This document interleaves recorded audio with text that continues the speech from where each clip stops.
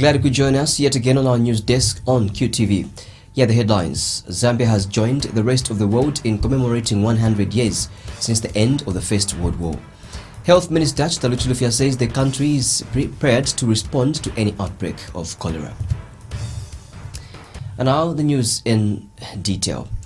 Zambia has joined the rest of the world in commemorating 100 years since the end of the First World War.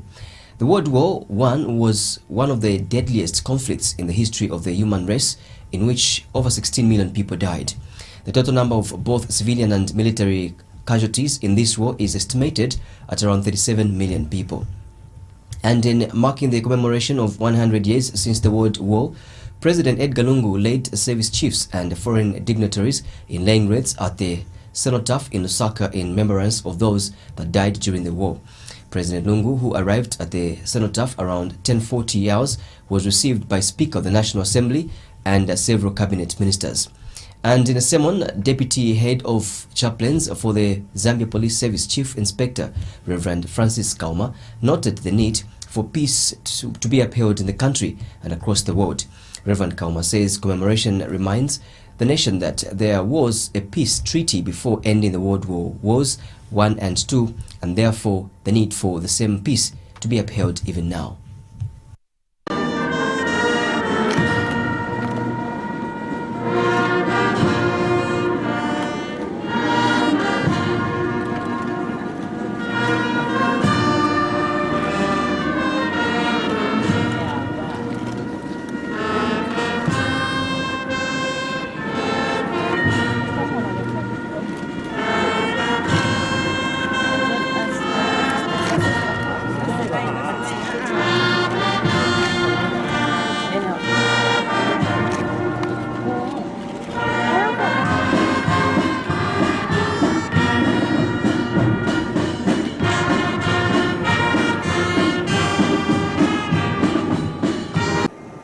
For the sake of peace, the general rule is that we should live at peace with our enemies, so it's not easy.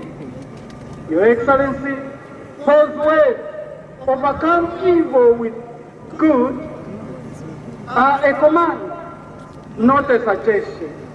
Whenever God gives a command, He always provides the means and the strength needed to carry out the command.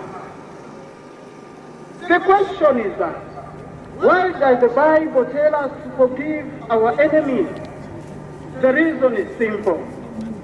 Forgiveness may break a cycle of retaliation and lead to mutual reconciliation. It may make the enemy feel ashamed and change his or her ways. By contrast, repaying evil for evil hurts us just as much as it hurts our enemy. Even if our enemy never repents, forgiving him or her will free us of a heavy load or bitterness. Health Minister Chilufya says the country is ready and prepared to respond to any outbreak of cholera or any disease that might come during the rainy season. Dr. Chilufya says his ministry is working hard to ensure that there is no cholera outbreak this year and going forward. He says government, through his ministry, has taken a preventive and health promotion approach. Dr. Chilufya has disclosed that the distribution of chlorine has since begun in some parts of the country, while health promotions activities in communities and on radio and TV stations have equally been enhanced and strengthened. He adds that the Ministry of Health is also working closely with the Ministry of Water Development and utility companies in Lusaka and across the country to ensure that there is access to clean and safe drinking water for all members of the communities. There must be good sanitation, so we're sensitizing the public in the markets, in the communities, in schools. Secondly, we've already begun distributing chlorine and also ensuring that people boil their food, their water before consumption through health promotion. And we're working with other stakeholders like local government who manage the other aspects, the other determinants of disease, such as cleanliness, waste disposal. So we are working closely to ensure that we take a promotive approach, preventive approach to avoid any outbreak. We're working hard to ensure that we don't have it. But what is important is that we are doing it as part of national health security. Diseases don't knock. We must address the determinants of diseases. In the event we do get the disease, we are prepared to respond and to ensure that we bring any public health threat under control. So we may not say we will not have any outbreak of anything, but we'll say we put in promotive and preventive measures to ensure no outbreak. In the event that there is an outbreak, we have responders, we have epidemic response plans, and we'll ensure that we respond effectively to protect public health. The Christian Democratic Party, CDP, has charged that the Zambia police is justified to institute investigations into last week's Kitwe's riots staged against the alleged sale of Zafiko. CDP leader Dan Pule says if a crime was committed during these riots, the police should be allowed to investigate the matter professionally and ensure that the law visits all those that broke the law. Dr. Pule states that the police should feel free to summon anyone whom they think can help them in the investigations. He has told QTV News that in view of the fact that what happened in Kitwe is now public knowledge, the police does not need instructions from State House on how to pursue the matter. Dr. Pule says if the police therefore fails to question people who are suspects in the commissioning of the crime during the said riots, they will have also failed to perform their duties. He says his party can actually complain if it sees the police failing to do its work, where innocent people lose property as a result of orchestrated riot. Dr. Pule states that the CDP condemns the recent riots staged in Kitwe and at the University of Zambia, Unza in Lusaka. He says it is important for Zambia police to work professionally and ensure that such unrest do not reoccur. What has happened on the Copper Belt is a public thing. Everyone knows. If the police cannot do their work over an event like that, then they are failing their duties. The police don't need instructions in a matter like that. All of us have seen, we saw the law being broken, and therefore the police have their duty to perform. Because if they fail to question people who are suspects, who are suspected to be involved in the commission of the crime, then they are failing in their duties. I don't think that it's necessary for anyone to instruct the police, because the police know what they ought to do. If anything, we would complain if the police don't do any work, their work, when we see innocent people being, being forced in a situation where properties are damaged and the children, our youth are incited to go in the street. They have to do their work. Zambians have been called upon to realize that it is unchristian to mistreat people of other nationalities who are their visitors in the country. Kawe Covenant of Grace Bible Church Bishop Simon Banda is urging people in the country to be wary that the use of hate speech against Chinese nationals, for example, is against the teachings of the Bible. Bishop Banda says it is actually un-Zambian to invite a visitor in your home and later begin to scorn them with insults in the manner some people are doing to some of the visiting foreign nationals. He has urged people across the country to go by the Bible and make people of other nationalities feel at home in Zambia. Bishop Banda has also encouraged them not to take the law into their own hands if the foreign nationals commits a crime.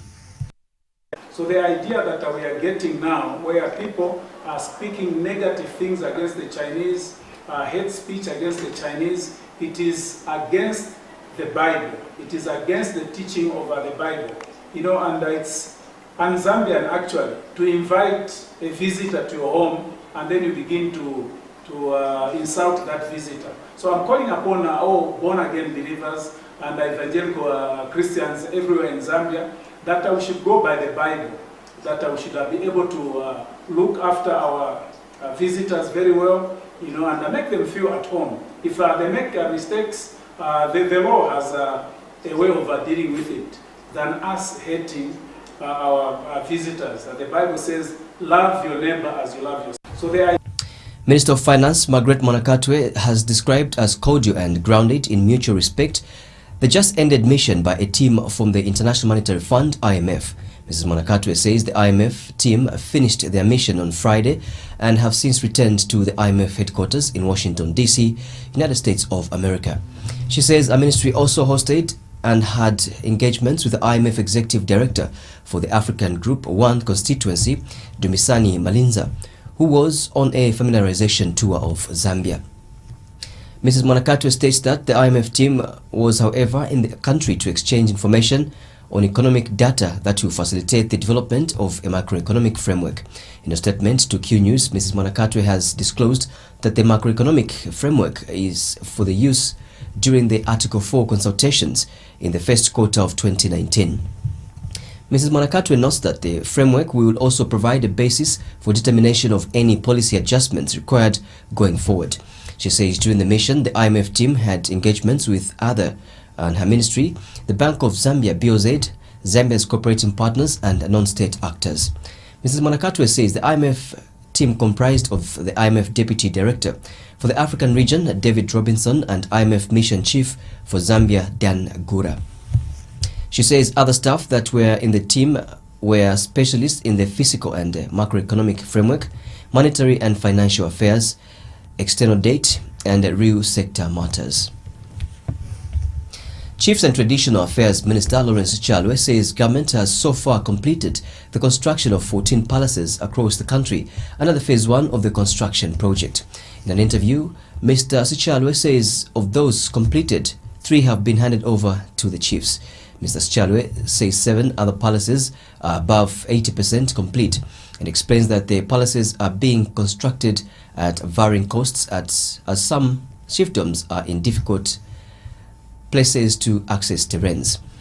Mr. Chalwe states that government is concerned about the welfare of the chiefs and therefore it is expediting the process of constructing the palaces.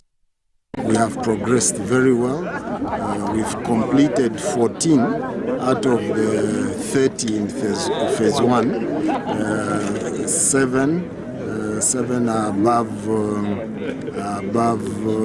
80%, which will go in and try and complete very shortly. We've already handed over 3, and these that are complete, we are now in the process of handing over. Costs are different because they vary according to the terrain in the area. Some chiefdoms are literally impassable, yeah? But suffice to say, we have phased these palaces, 30 in each phase, so that once we are done with this first phase of 30, we should be progressing to the next phase, another 30. I cannot give an exact time frame, but we are pushing to complete the remaining 7 that are below 80%. That is what is tying us. But it's government's concern that we expedite the completion of these palaces because we are concerned about the welfare of our chiefs. Most of them are living in deplorable conditions in their palaces.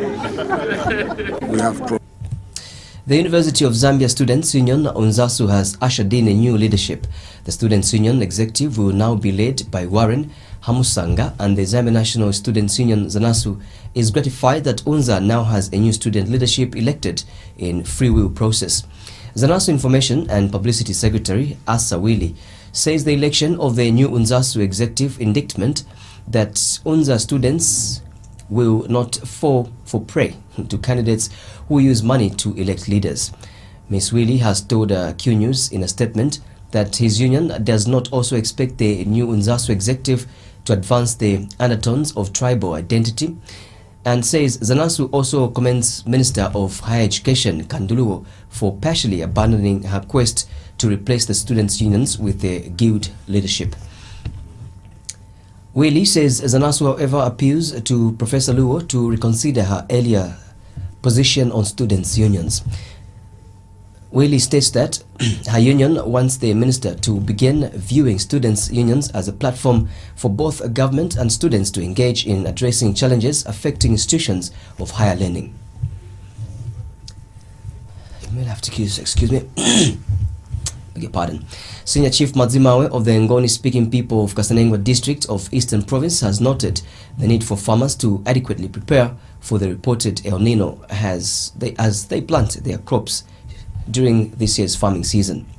The traditional leader tells Q News that farmers should consider farming early maturing seeds so that their crops cannot get distracted by the reported drought that might be experienced.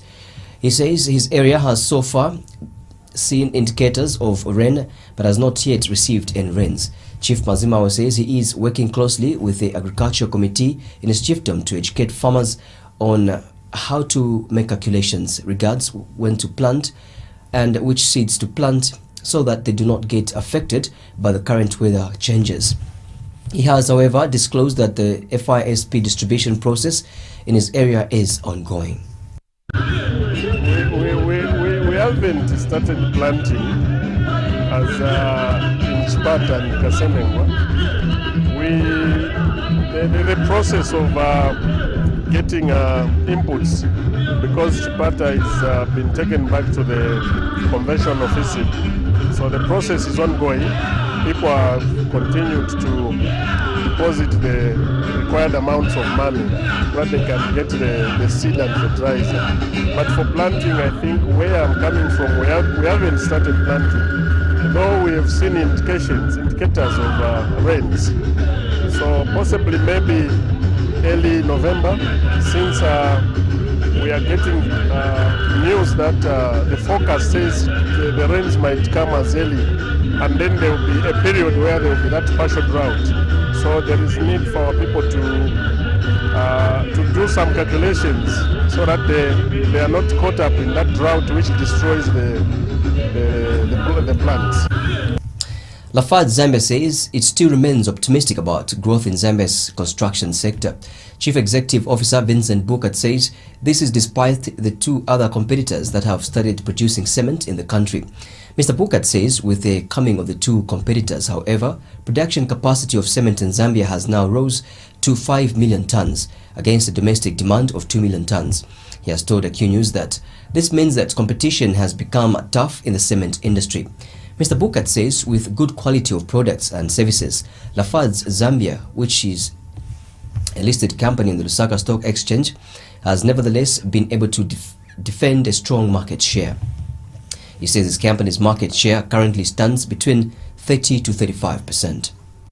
It's true that now we are at only 2 million tons of cement in the country, but we have, I would say, sustainable growth during the last 5-10 years above 6-7%. So it's a significant growth, and we expect this growth for the next years with new infrastructure, with the need of houses, and we have also other opportunities to export our product because the cement industry in Zambia is very competitive, and we are able to export. Our main market to export is DRC, of course. The demand is huge in this country, but we export also in Burundi, in Malawi, and in Zimbabwe.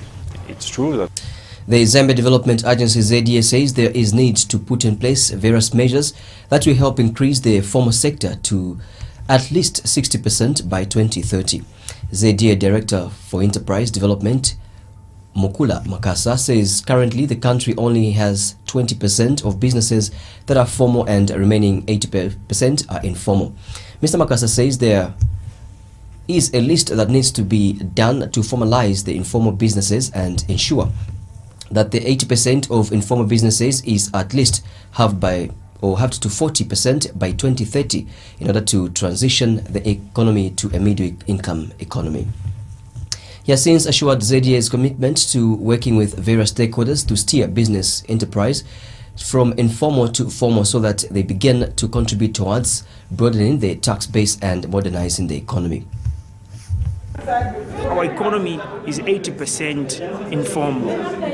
So the task that the Zambia Development Agency, the Citizens Economic Empowerment Commission, the Zambia Bureau of Standards, the National Technology Business Center, and many other institutions, including the National Institute for Scientific and Industrial Research, the Zambia Agricultural Research Institute, we are undertaking is to make sure that we steer these business enterprises from informal to formal, right? So that they begin to contribute towards the GDP as well. They can also start paying tax. So this is the overall strategy that will contribute towards broadening the tax base and modernizing the economy. The fact that the informal sector is at 80% means we've still got a lot of work to do. So only 20% of the economy is formal. So the bulk of the the business enterprises that we have in the country, they are informal. So we have to reduce that to half. At least that 80% needs to be squeezed to 40% by 2030, so that we can transition the economy into a middle-income economy. Habitat for Humanity Zambia says it is in the next 1 year intending to construct 100 houses for the vulnerable in the country under the Big Build project. National Country Director Kanyanta Mukelebai says apart from provision of decent housing, Habitat will also be looking at the livelihoods of the people. Mr. Mukelebai says this will include ensuring that people it provides decent housing with have access to clean water and have good sanitation and hygiene. In an interview with QTV News, Mr. Mukelebai says Habitat will therefore be working with water utility companies in setting up of water kiosks and boreholes in communities where it will build houses. Mr. Mukelebai states that going forward, his organization wants to include issues of savings and financial literacy. And so apart from the provision of housing, we also look at the livelihoods of the people. What about water, sanitation and hygiene? So we do sanitation and hygiene training. We also work with local water utilities to provide water kiosks, and we do boreholes as well. We also want to, going forward, we want to look at issues of savings and financial literacy in the community, where we can look at the different income streams of the people, because to some level people earn some form of income or another. So we want to promote the idea of savings and financial literacy so as to help communities to improve their lives. And the item concludes our news, but before I take a run, here is a recap of stories in the headlines. Zambia has joined the rest of the world in commemorating 100 years since the end of the First World War. Health Minister Chilufya says the country is prepared to respond to any outbreak of cholera. That's it for the news. Thank you so much. Bye-bye. God bless and have yourself a lovely one.